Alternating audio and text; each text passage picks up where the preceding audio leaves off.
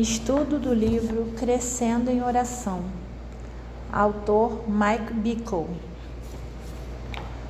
Introdução. Este livro aborda muitos temas importantes relacionados à oração, seus fundamentos bíblicos, suas aplicações práticas, suas expressões históricas ao longo das gerações e seu significado profético na geração em que o Senhor voltar. Por que escrever sobre a oração? Em todas as nações, o Senhor está despertando em muitos cristãos um profundo desejo de crescer em oração. Multidões têm uma nova fome de se aprofundar em Deus, mas não têm certeza por onde começar ou do que fazer. Querem respostas bíblicas que sejam práticas e provadas. Querem soluções sobre crescer em oração que de fato funcionem em suas vidas. Os cristãos querem saber o que fazer durante os períodos de oração. Querem saber como vencer as distrações e os obstáculos à oração. O que fazer quando não sentirem vontade de orar. Quanto tempo deveriam dedicar à oração. Querem saber se é possível a pessoas ocupadas terem uma vida de oração profunda e sólida. Neste livro, abordarei essas questões e muitas outras. O meu propósito é triplo.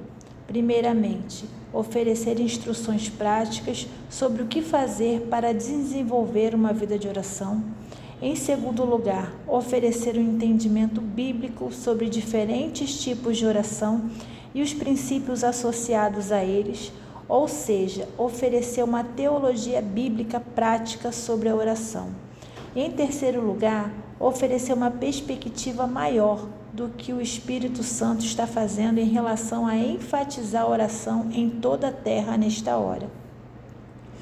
Talvez você seja uma dessas pessoas que anseiam por se aprofundar na oração e participar do plano de Deus.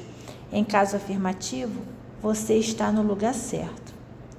Para nos certificarmos de que estamos todos sintonizados no mesmo canal, ao iniciarmos o nosso estudo sobre a oração, eu lhe darei uma definição desta palavra. Talvez você se lembre dela lá da escola dominical. Muito simplesmente, oração é conversar com Deus.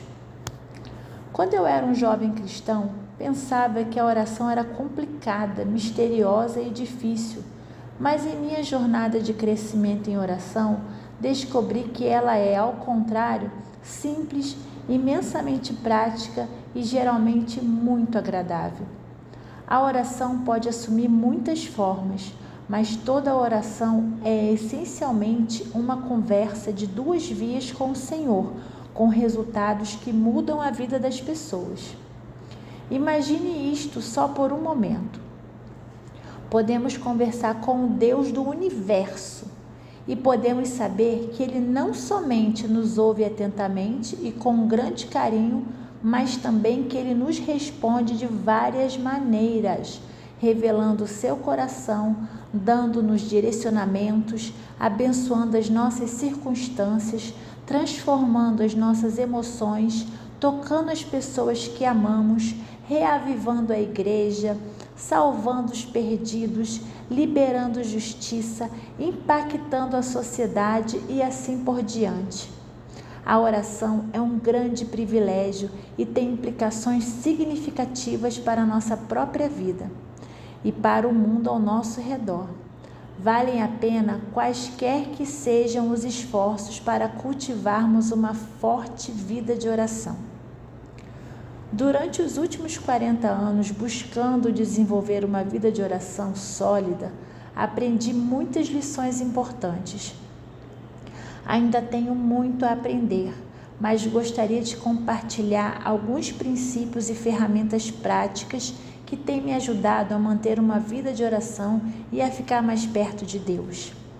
Não é uma análise profunda da oração, espero escrever este livro mais tarde, e sim uma introdução para ajudá-lo em sua caminhada de desenvolvimento de uma vibrante e frutífera vida de oração.